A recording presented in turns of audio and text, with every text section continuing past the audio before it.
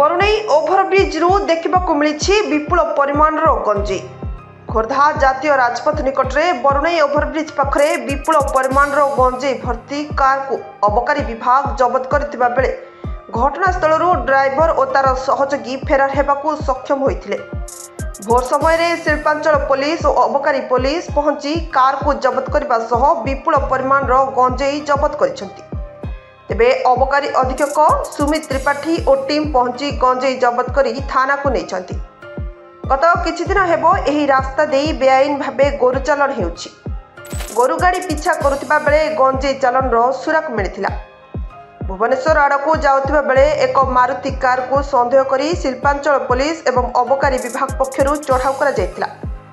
सेठारे गाड़ी सह गंजेई जबत करी तदंत करिछि अबकारी विभाग। खोर्धारू प्रियंका महापात्रଙ୍କ रिपोर्ट प्रतीक्षा न्यूज।